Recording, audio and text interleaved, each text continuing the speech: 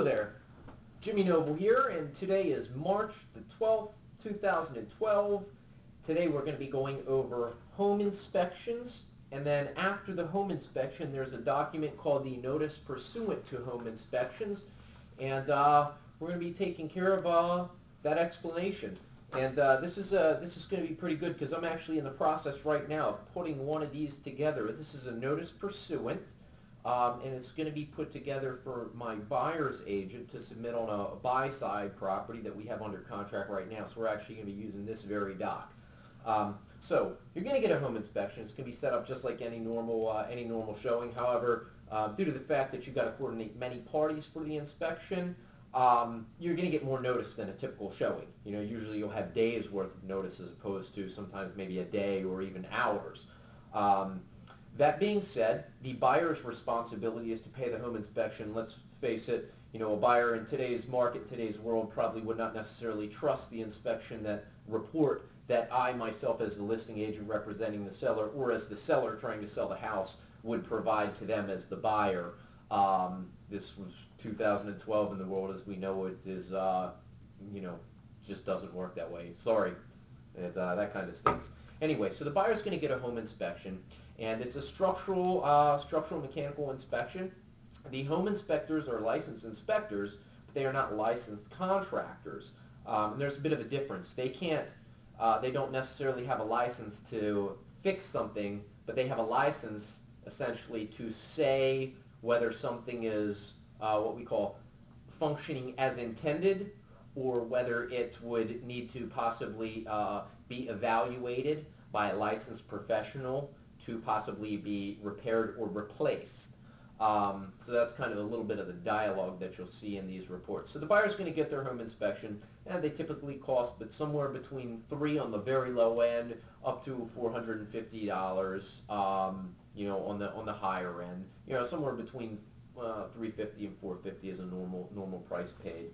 So after the buyer gets their home inspection, usually that inspection, by the way, takes about anywhere between 2.5 to 3 hours. It's a typical inspection, and they're going to start on the house. They're going to check the outside of the house. They're going to check the roof, the windows. They're going to check the systems, HVAC, hot water heater, sump pump if there is one, electrical outlets, making sure that they're properly grounded. They're going to test your GFCIs, which should be by any type of sink or water source, ensuring with a little tester to ensure that it trips as it's supposed to, so that it's functioning as intended.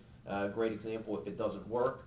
You know, it's not functioning as intended, and they're probably going to write it up and send a notice pursuant that says something to the nature of, you know, have licensed electrician repair or replace so that GFCI functions as intended, or they'll just say replace GFCI. However they want to write it up, that's, you know, it's neither here nor there. Anyway, so they're going to go over all of the systems. Do yourself a favor for a home inspection, and this just simplifies life a little bit. You know, a home inspector isn't in there to, and this is a really simple, isn't in there to change light bulbs. So if they walk up and there's a ceiling fan in the room, and they flick the switch, and the ceiling fan comes on and none of the lights work, and they pull the little dangly thing to make the lights come on, and they can't get the lights to come on, they have no idea to switch out the light bulbs. It's not their job, truthfully. So all they can say is that it's not functioning as intended. You know, now that's a simple fix. You don't have to get a licensed electrician to do that. But my point in making that particular example is anything that you see that blatantly just stands out, just try and take care of it yourself. It's a lot easier to take care of some of these simple little things now, prior to being prior to getting the notice pursuant to home inspection, based on the fact that once it comes through, it's got to be done by someone who is licensed. And for some simple fixes like replacing an electrical outlet or grounding an outlet so that it functions as a 3-prong outlet is supposed to, you know, it's a lot cheaper for you to buy the $3 outlet yourself and just plug the wires into the back. Same with, you know, stoves, no tip. You know, that's one that gets cited a lot. A stove doesn't have the anti-tip device. Basically, it's something that screws into the floor or the wall behind the stove, keeps the stove from falling forward. If you were to open it up with a big, heavy, you know, turkey on there with really hot, you know, moist turkey juice, so it doesn't fall and burn somebody. Home inspections.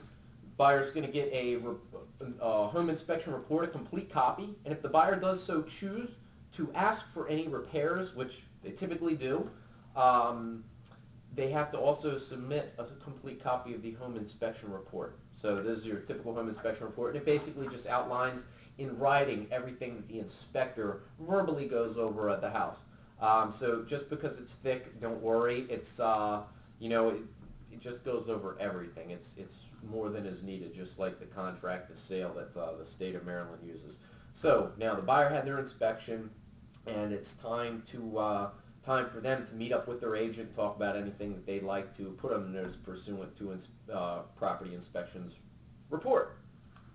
So I have a buyer that gave me a kind of a list of things, and he didn't necessarily write them up using the same dialogue that I would need to put in there, for instance, to make sure it's done by a licensed person, because if I write it, I'm not going to make the mistake and write it up, and say like, owner to replace the electric panel, and the owner replaces it, and then everybody signs off on it, and the electric panel gets replaced, and and it catches on fire, burns the house down. Whose fault is that? The inspection report says, that it says it should be probably a licensed person to do it, and here we're just going to make sure to protect our clients and whatnot. We're going to make sure that we state that it's done by a licensed person for any of that stuff that needs it like that. If it's cleaning out a gutter, it doesn't necessarily need to be a licensed person, but for any of the big stuff it does. So now we'll go over this notice pursuant. So what's going to be submitted to us is going to be, on the seller side, is going to be the notice pursuant to home inspections, what asks for the repairs, and the report,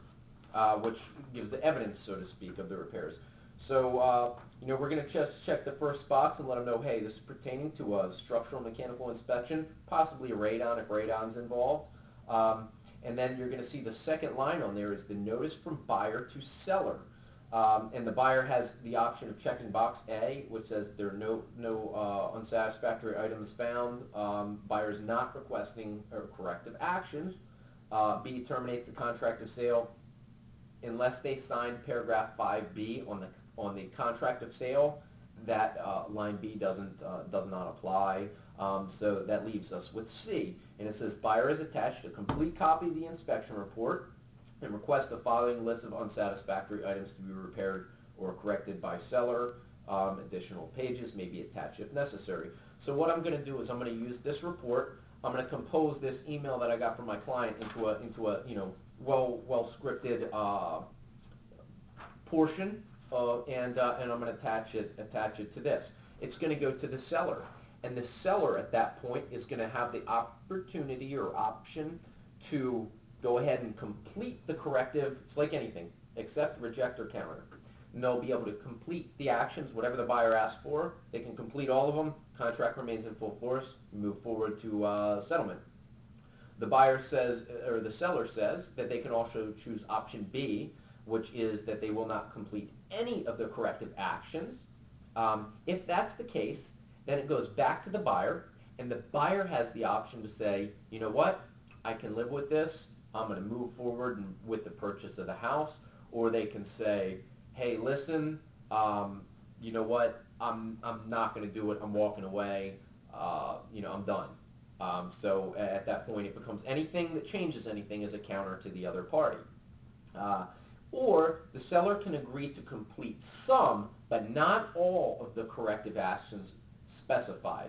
And then the following, you would list as the seller the items that you will not complete, and then you would sign it.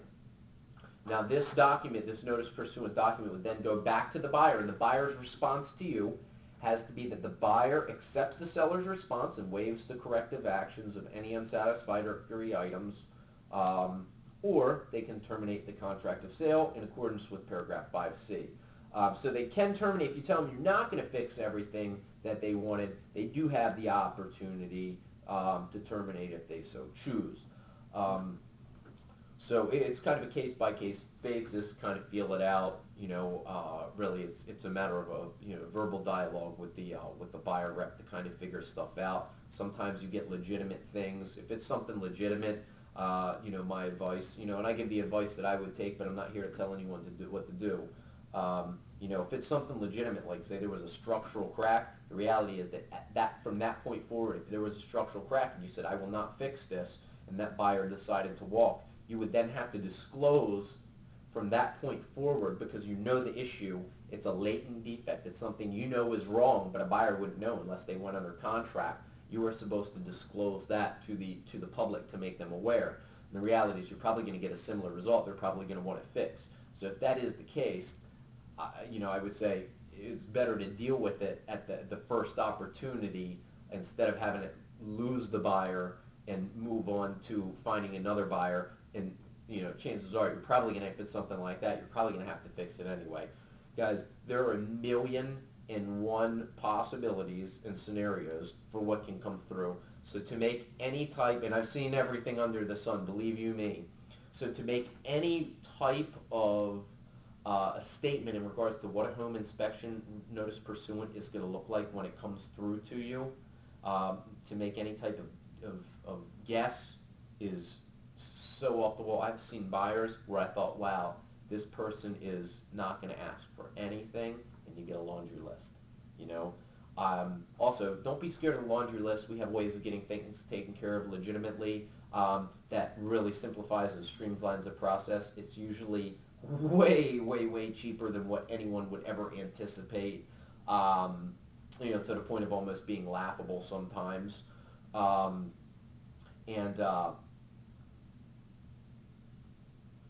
Really, you got to deal with it as it comes. Nobody likes them. Like I said, there's the buyer that you think is going to go smooth, and it turns into a laundry list. There's also the buyer that you think is going to give you a laundry list, and the inspection report would justify it, but you don't get anything.